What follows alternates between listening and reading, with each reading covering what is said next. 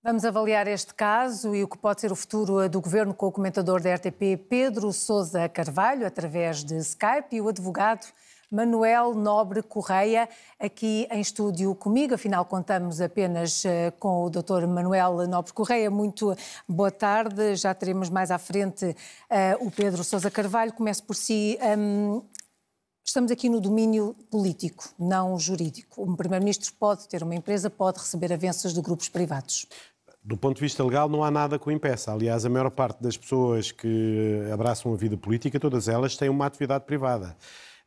Vamos dizer que só funcionários públicos é que não terão qualquer interseção com a esfera privada. Mas levando a um absurdo a hipótese de quem tem um cargo político não poder ter qualquer atividade privada, significaria que se restringiria a elegibilidade de alguém para cargos públicos a funcionários públicos.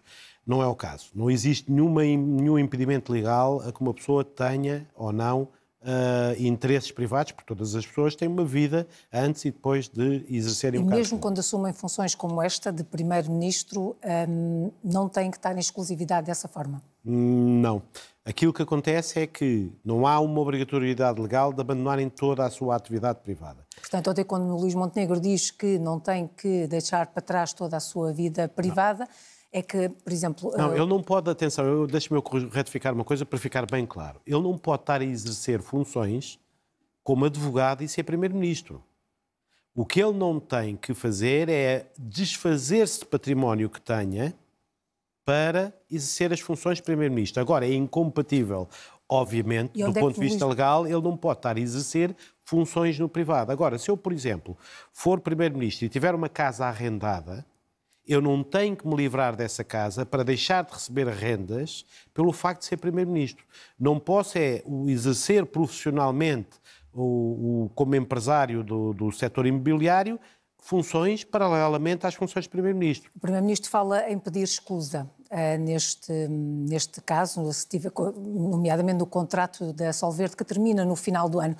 Basta esta escusa ou não é suficiente? Ou seja, onde é que Luís Montenegro pode não estar ou pode estar aqui a colidir com o não cumprimento da lei? Pronto, aquilo que para mim existe não é tanto um incumprimento ou uma violação direta da lei, mas sim um potencial conflito de interesse. E isso é que tem que ser analisado de um ponto de vista legal. Mas concretamente, não é dizer potencialmente.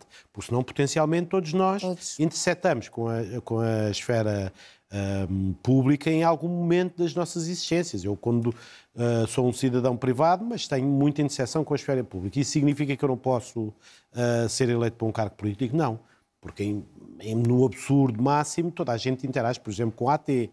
Então, eu interagindo com a AT não sou elegível porque posso efetivamente entrar em contacto com o Estado. Não é isso que se pretende com o conflito de interesse. Aquilo que se pretende é prevenir que haja alguma atuação que possa resultar pelo exercício de um cargo político, ou público, se assim preferir,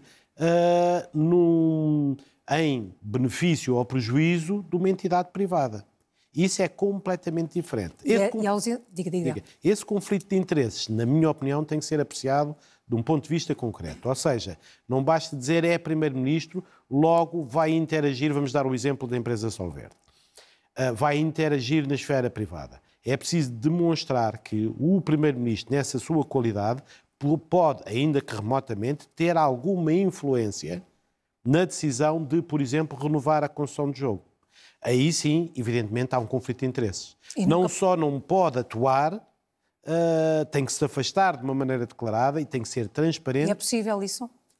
Basta que se retire da sua esfera de decisão política. Mas é o primeiro-ministro, digamos que é o chapéu do governo. Pronto. Mas agora vamos pôr as coisas desta maneira. Eu não sei como é que funciona a renovação da concessão, por acaso não me comentei a esse respeito, mas posso lhe dizer que se depender de um instituto público que tem competência própria para decidir, por exemplo, a renovação da concessão de jogo, em que não há necessidade de intervenção tutelar por parte de qualquer membro do governo, então sim, não haverá um conflito de interesses porque o governo não atua diretamente ali. Porque é absurdo, o governo pode atuar, por exemplo, na AT relativamente a qualquer empresa do país. Percebe o que eu estou a dizer? Sim. Portanto, tem que se apreciar em concreto se pode haver alguma intervenção governamental neste ato administrativo. Se há, então, há evidentemente um conflito de interesses, tem que se declarar para se afastar desta decisão de todo. E é aí que poderá Luís Montenegro não estar a cumprir a lei na ausência de informação sobre potenciais conflitos de interesse quando entrega a declaração à entidade da transparência? Não, eu penso, repare bem uma coisa, se ele se declarar, se conhecer os factos, a partir daí a apreciação é uma apreciação concreta, vai-se verificar existe conflito de interesses ou não, em concreto. Não é em abstrato, genericamente ou potencialmente. É em concreto. Nestes casos existe ou não. Atenção a uma coisa. Eu entendo que eu acho que deve haver uma transparência na atividade governativa e deve ser perfeitamente claro para todas as pessoas quais são os interesses do Primeiro-Ministro nestas empresas. Mas a partir do momento em que se conhecem, depois existem instituições e mecanismos próprios para verificar se houve uma efetiva intervenção do Primeiro-Ministro em qualquer ato que tenha que ser praticado pela entidade pública relativamente a estas empresas. Deixe-me introduzir na conversa o Pedro Sousa Carvalho. Boa tarde, Pedro. Que saídas é que tem esta noite Luís Montenegro quando fizer a declaração às 8 da noite? Bom, eu nesta altura só vejo uma saída, que é o Primeiro-Ministro anunciar o encerramento da empresa. Porquê é que eu digo isto? Ontem, na comunicação que ele fez antes do encontro com o presidente francês, o Primeiro-Ministro disse duas coisas. Disse que ia fazer uma avaliação profunda da sua vida pessoal, profissional e política, e depois prometeu acabar de vez, digamos assim, com encerrar este assunto de vez, para que ele possa continuar a exercer as suas funções públicas e políticas sem nenhuma mácula. A palavra é dele. E a única forma que eu vejo, portanto, de encerrar o assunto hoje às 8 da noite é encerrando a empresa. Perguntas-me, Alexandra, é justo para com a família, com os filhos e com a mulher encerrar a empresa? Não, não é. Mas eu acho que é um preço que, nesta altura, o Luís Montenegro tem que pagar para evitar essas suspeitas. Ou seja, tem que fazer a opção ou fica com a empresa, aquela opção que a Iniciativa Liberal, que o Presidente da Iniciativa Liberal dizia, ou fica com a empresa, salva a empresa, ou então opta pelo Governo. É aqui uma opção muito clara que tem que fazer? Sim, porque nós nesta altura, ou seja, nós já conhecemos a propriedade da empresa, nós já conhecemos a faturação da empresa, nós já conhecemos a atividade da empresa, nós já conhecemos os clientes da empresa. E, no entanto, as dúvidas relacionadas com a questão que falava há pouco o advogado que está no estúdio, a questão do eventual conflito de interesse não está sanada. Eu recordo que o artigo 7 do Código de Conduta do Governo diz que nestas situações, obviamente, um membro do Governo deve procurar imediatamente encerrar essa situação de conflito de interesse ou potencial conflito de interesse.